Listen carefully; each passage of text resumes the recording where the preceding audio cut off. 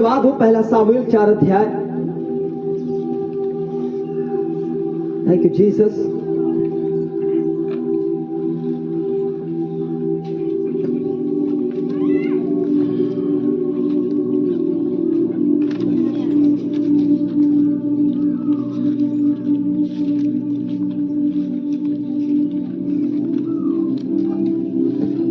Hallelujah, बोलो प्रभु यीशु मसीह की जय। देखो, आज एक चीजें हैं कलीसिया के अंदर। मैंने कहा सोने वाले व्यक्ति जो सोते हैं, आज वो पाप करते हैं, चोरी करते हैं, व्यभिचार करते हैं, प्रभु के पास भी आते हैं। यस, सोने वाले व्यक्ति जो सोने वाले उन्हीं हैं जो आज प्रभु के पास भी आते, पर आज उनकी स्थिति क्या है? सोई हुई है। सुनो, आज सोई हुई का मतलब वो पाप करते हैं आज भी। कलीसिया में लेकिन गाली देना नहीं छोड़ेंगे। कलीसिया में आते हैं, प्रार्थना करते हैं 2 घंटे, लेकिन घर पे बच्चों को गाली देना बंद नहीं करेंगे। प्रार्थना करते हैं लेकिन एक दूसरे को सताना नहीं बंद करेंगे। प्रार्थना करते हैं लेकिन लड़ाई झगड़ा करना बंद नहीं करेंगे। प्रार्थना करेंगे लेकिन गलत कामों को करना बंद नहीं करेंगे। प्रार्थना करेंगे लेकिन नशा करना नहीं छोड़ेंगे। प्रार्थना करने के हर एक गुनाह को नहीं छोड़ेंगे वो, और हिम्मत रखेंगे यहोवा मेरा साथ देगा। मैंने कहा उसका साथ प्रभु कभी नहीं देता। हालेलुया, उस होता है प्रभु मेरा साथ देगा। आज आपको कुछ समझना है।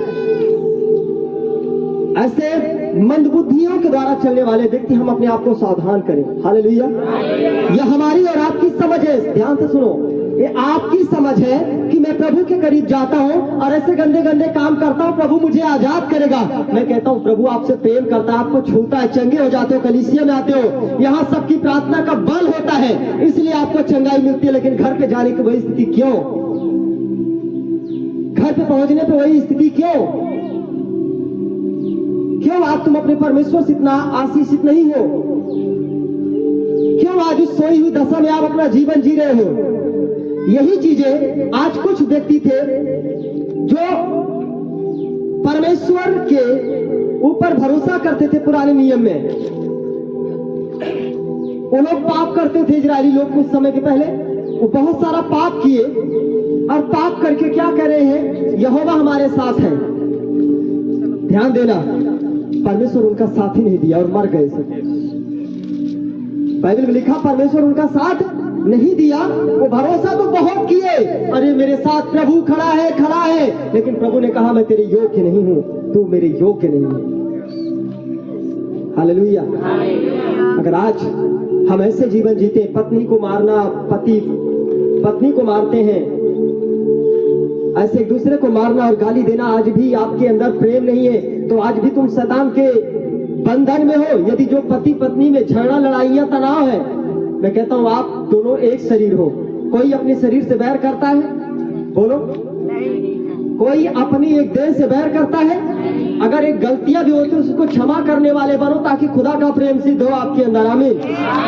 यदि तुम्हारे अंदर बैर है एक दूसरे से, आज भी अगर आप अपने दोनों बीच में अगर नहीं जम रहा है, तो याद रखना तुम साक्षात शैतान के बंधन में हो। हालेलुया। क्योंकि तुम अपनी ही देह को अलग कर रहे हो, अपनी ही शरीर को मार रहे हो। जो अपनी शरीर को काटता है, बाइबल कहती है जो अपनी शरीर को घात करेगा, परमेश्वर उसका घात करेगा। आज लोगों में ये चीज नहीं है।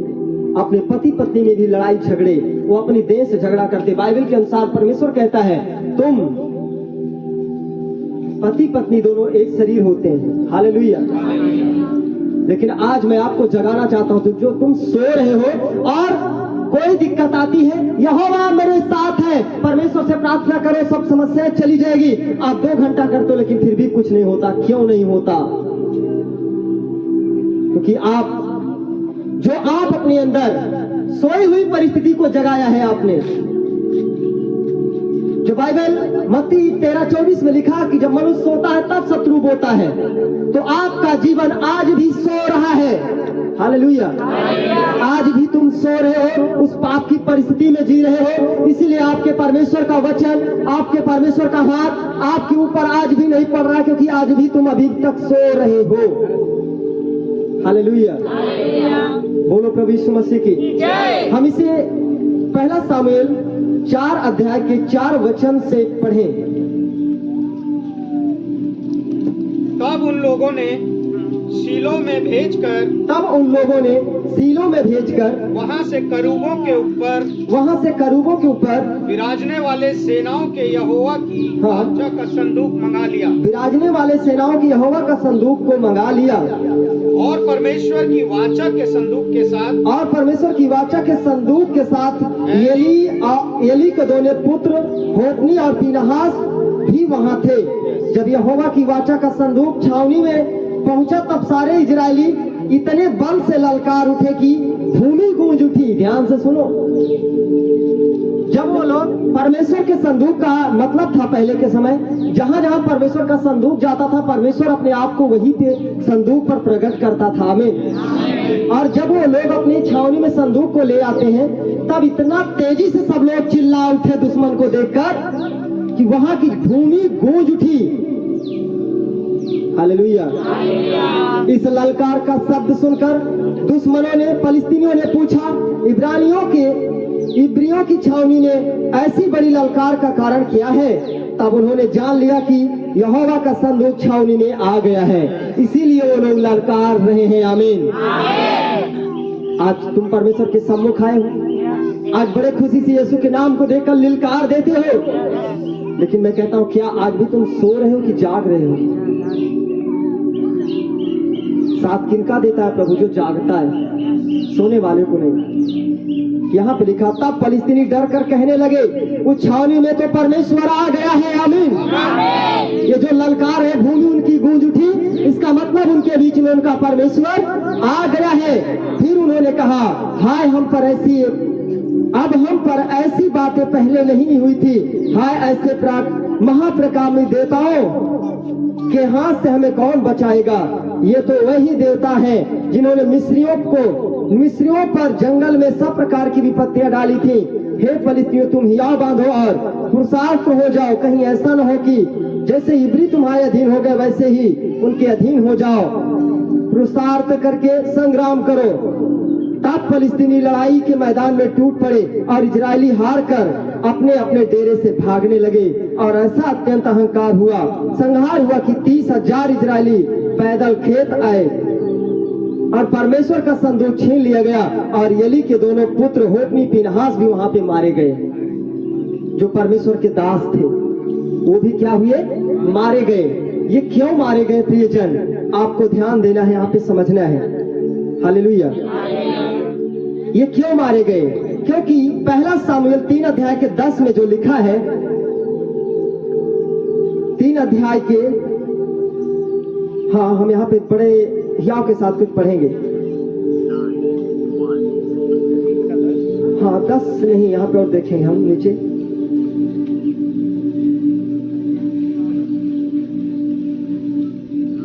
हालेलुया। ये 3 अध्याय का 1 मिनट 10 से 14 वचन तक पढ़ेंगे। तब यहोवा आ खड़ा हुआ। हालेलुया। देखो ये कब की बातें हैं? जब सामुएल को एली याजक था और उसके 2 पुत्र होप्नी और पीनहास थे, पर वहां पे एक दास था सेवा करने वाला जिसका नाम सामुएल था। हालेलुया। तब सामुएल को यहोवा ने सामुएल को बुलाया और कहा, देख तू ही मेरे योग्य है और कोई मेरे योग्य नहीं है। एली याजक के दोनों बेटे परमेश्वर के दास से जितने भी हैं वो मेरे योग्य नहीं, अब तू मेरे कामों को पूरा करेगा। इस तरह परमेश्वर अपने इस आज्ञाओं के अनुसार अपने दास को प्रभु बुला रहा था। यहाँ पे लिखा, तब सामुएल ने अपना हाथ स्थान पर जाकर लेट गया। तब यहोवा आ खड़ा हुआ और पहले के समान पुकारा, सामुएल सामुएल। सामुएल ने कहा, क्योंकि तेरा दास सुन रहा है। तब यहोवा ने सामुएल से कहा, सुन, मैं इजराइल में एक ऐसा काम करने पर हूँ जिससे सब सुनने वालों पर बड़ा सन्नाटा छाएगा। उस दिन मैं एली के विरुद्ध सब कुछ पूरा करूंगा।